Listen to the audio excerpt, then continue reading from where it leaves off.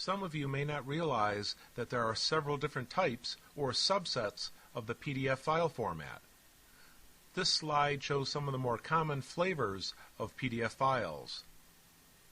In addition to the above, there are subsets of the PDF file format including PDF-X for the printing and graphic arts, PDF-E for the exchange of engineering drawings, among other variants. PDF image is what is generally created when you scan a document and store it in a PDF file format. An example of PDF text is when you save a Microsoft Word document or other textual document directly from the application into a PDF format. A PDF text and image file could be created via a scanned document in which optical character recognition was performed on that document to turn the scanned text into searchable text, or one in which the actual text can be manipulated. And then there's PDF-A, the open archival standard of the PDF format, in which we'll discuss in more detail shortly. PDF-A file.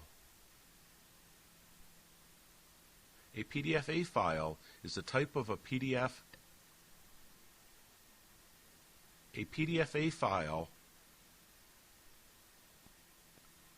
A PDF-A file is the type of a PDF file for a PDF-A file is the type of a PDF file format that is designed for archival purposes.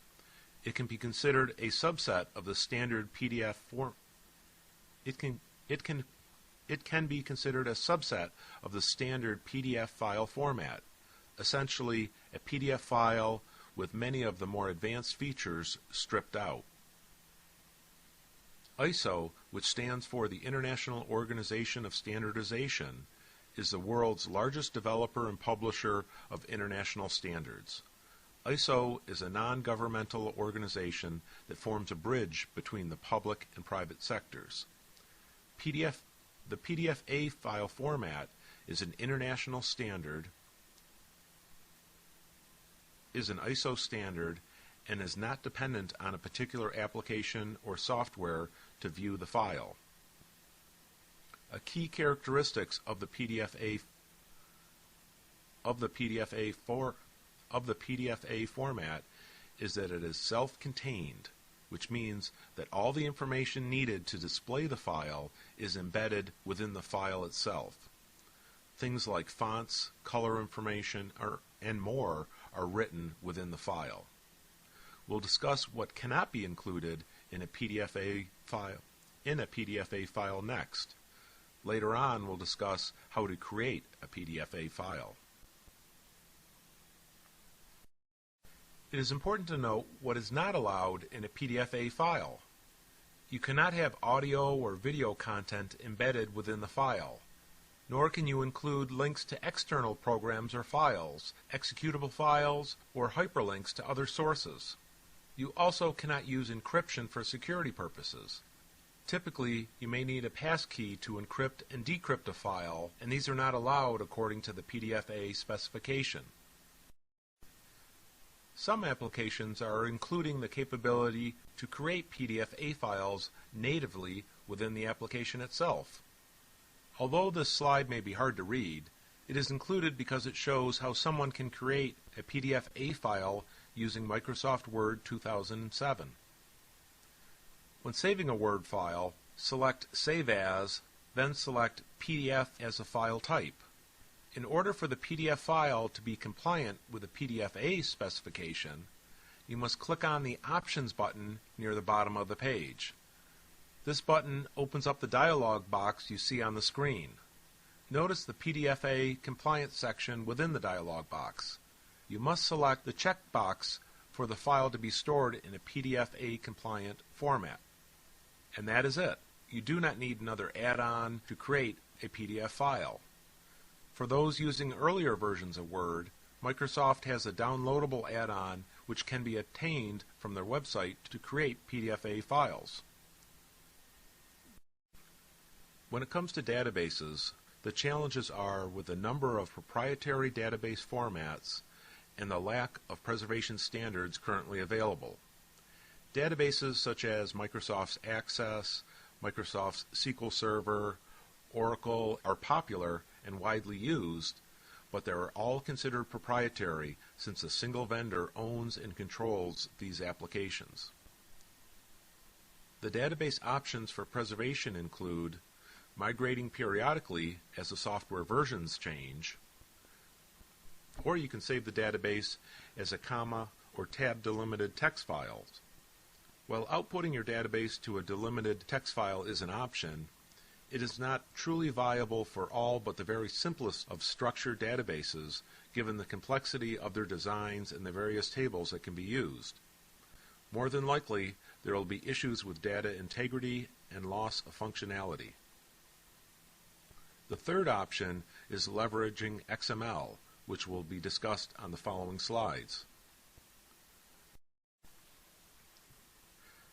XML stands for Extensible Markup Language, and it is an open format, meaning it is a non-proprietary.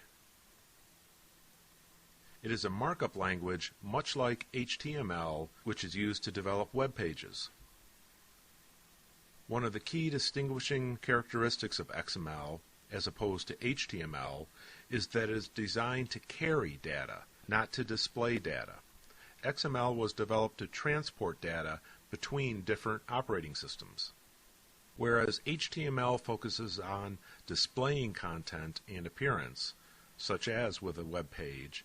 XML focuses more on describing data and its structure. XML holds many promises for the future of preservation for many types of electronic records. In addition to databases, it can be used, and is being used, to preserve the content and structure of email, spreadsheets, and other electronic records. The National Archives of Australia and the National Archives of the Netherlands are actively using XML. As these specific projects are more fully developed, they may prove practical to others to adopt. Here in the U.S., the National Archives is using XML to preserve federal records as part of its Electronic Records Archive project. And there's many more initiatives leveraging the benefits of XML for preservation. XML requires another software program to process and read the data. As we said previously, XML was designed to describe data and to focus on what the data is. HTML was designed to display data and to focus on how data looks. So HTML is about displaying information, XML is about describing information. XML uses tags to indicate the structure of the data and how the elements of a document or system relate to each other. XML allows the author to define his or her own tags and their own document structure, whereas the tags used to mark up an HTML document and the structure of HTML documents are predefined. In other words, the author of HTML documents can only use tags that are defined within the HTML standard. It is important to also note that XML is an open standard supported by the World Wide Web Consortium. XML has many advantages, including being a de facto internet standard and being widely used. XML also allows you to navigate through a document since it is a text file that can be opened with any text editor such as Microsoft Word or even Notepad. It is also easily transferable between programs supporting XML, since this was one of the original design intentions. XML typically creates only a nominal file size increase over the native format used. XML is revisable, which can be both a strength and a weakness. Obviously, you'll need to have the proper security and procedures in place to avoid undesired changes to the file. Another positive and potential weakness of XML is that the content is separate from the rendering or viewing application. While different rendering programs can be used for greater flexibility, it does require a separate application. The appearance of a file also has to be considered when preserving electronic records, since the application used to display the file, as well as the fonts currently installed on the displaying computer, may affect the appearance of the file. For example, if I wrote an email using the Arial font and the recipient's computer does not have that font installed on it, it may display differently on their PC. This is true especially with tables or otherwise complex formatted documents. There are generally 7 characteristics that make a file format more desirable to use for electronic records preservation.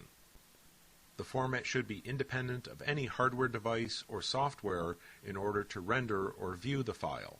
It should be self-contained and include everything necessary to view the file. The use of XML can be an exception to this guideline due to a lack of other practical tools. Transparency allows a user to look directly into the file to examine its contents and makeup, such as opening a text file using a standard text editor. Self-documenting means that the format contains its own description of the contents. Another characteristic is that the file does not have any technical protection mechanisms that could hamper future accessibility, such as encryption and the use of passwords, for example. The specification for the file format should be in the public domain and available. Another important characteristic is that the file format is widely adopted and used. This is very important since a standard open format could not be widely used and could risk further support by software vendors, thus threatening the long-term future support for that format. Your specific requirements will ultimately drive your selection criteria for file formats.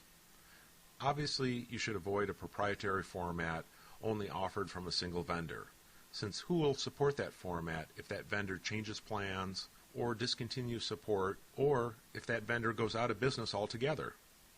The transferability of a file from one application to another is a key requirement and will lessen the risk of obsolescence. TIFF, XML, and PDF-A are all good choices and should be considered as file formats for your preservation efforts. But we have to also remember that there are many other challenges besides the technical challenges already discussed. Keeping track or knowing what is out there in the various departments and functional groups throughout your college or university is a constant challenge. Do you know what systems are out there and what new systems are being considered? Is there anything about the file formats or any specialty applications needed to view the contents of these digital files now being used or planned to be used? Often this internal awareness challenge in developing a close relationship with all the departments and technology managers is an area where many of us need to focus more time on. This concludes Section 3. In the next section of this webinar on preserving electronic records in colleges and universities, we will discuss some of the existing standards that can assist in your preservation efforts, as well as some examples of other institutions' electronic records preservation initiatives.